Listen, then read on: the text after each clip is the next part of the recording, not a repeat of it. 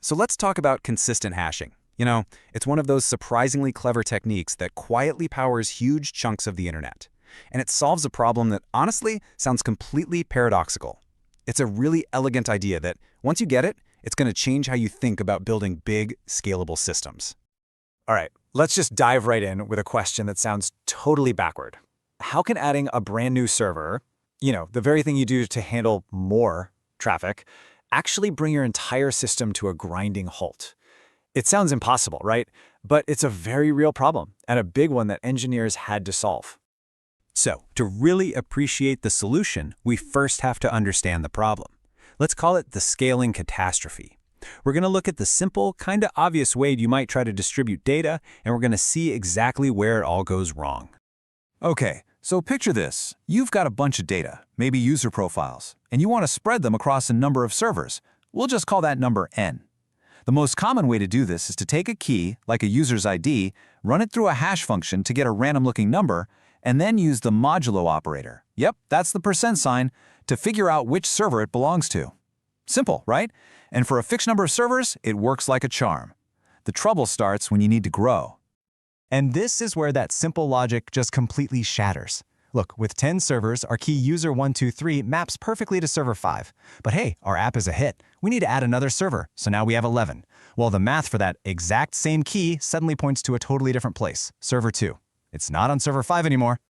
And that is the catastrophe. It isn't just one key that moves. When you change n, the destination for almost every single key in your system changes. This kicks off a massive, system-wide reshuffling of data. All your servers start frantically asking each other for data, creating what's known as a thundering herd that can just swamp your network and databases. This is the exact opposite of scalable. So how do we get out of this mess? Well, this is where consistent hashing shows up. It's kind of the hero of our story. It solves this exact problem with a beautifully simple mental model, the hash ring. The big idea here is to stop thinking in a straight line and start thinking in a circle. First, just imagine a ring, kind of like a clock face. Then we place our servers on it. We do that by hashing their name or their IP address to get a position. So server A might land at, say, 2 o'clock, server B at 7, and C at 11. Then we do the same thing for our data. Let's say our key user123 hashes to the 4 o'clock position. To find out where it lives, we just walk clockwise around the ring until we hit the first server we see. In this case, that's server B. And really, that's the core of it. Consistent hashing is just a technique that lets you assign data to a group of servers that can grow or shrink. But, and this is the magic part, it does it with the absolute minimum amount of chaos and data movement possible. Okay, now we get to see the real power of this idea in action. Let's see what happens when the number of servers changes, which, in the real world, happens all the time. Let's add a new machine, server D. We'll say it hashes onto the ring at the 5 o'clock position. Now look what happens. The only keys that have to move are the ones in that small slice between the server before it, server A, and our new server D. Everything else on the ring, it stays exactly where it is. No thundering herd, just a tiny, localized update. It's so much better. And what about when things break? Let's say server B just poof, crashes and goes offline. Well, it's just gone from the ring. The system handles this so gracefully.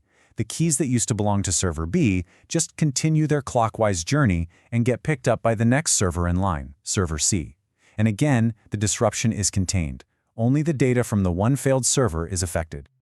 Okay, so that's the main concept. It's pretty cool, right? But if we're going to build a really robust production-grade system, there is one more layer we need to add. This is the refinement that takes consistent hashing from just a clever idea to a truly industrial-strength tool. We're talking about virtual nodes. Right, so a senior engineer looking on our basic ring would probably ask this exact question. What if, just by the luck of the draw, all your servers happen to hash to one little cluster on the ring? That means one server could get stuck with a huge chunk of the data, creating a hotspot, while other servers are just sitting there, barely doing anything. And worse, if that overloaded server fails, its entire massive load gets dumped onto just one neighbor. That could start a chain reaction of failures. The solution is ingenious. Virtual nodes. Instead of giving each physical machine just one spot on the ring, we give it a whole bunch of them. We create multiple virtual versions of it, like server A1, server A2, server A3, and we hash each of those onto the ring. We're basically breaking up one big server into lots of smaller pieces and scattering them all around the circle. And this simple trick, it has some massive benefits. First, by scattering all these virtual nodes around, you get a much more even distribution of data, no more hotspots.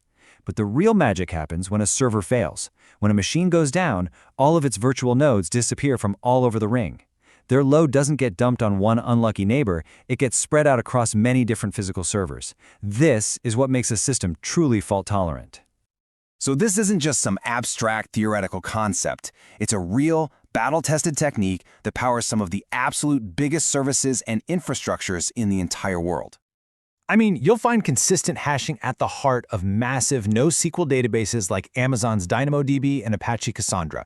Discord uses it to route millions of users. It's a core component in countless load balancers and distributed caching systems. Seriously, this thing is everywhere. And when you strip it all away, this incredibly powerful technique for building resilient, scalable systems, it really just boils down to this number 2. There are only 2 fundamental concepts you have to remember. First, the hash ring, that clever circular map that minimizes chaos. And second, virtual nodes, the pro-level refinement that guarantees an even load and makes the whole system fault-tolerant. That's it, just 2 ideas. It really makes you wonder, doesn't it?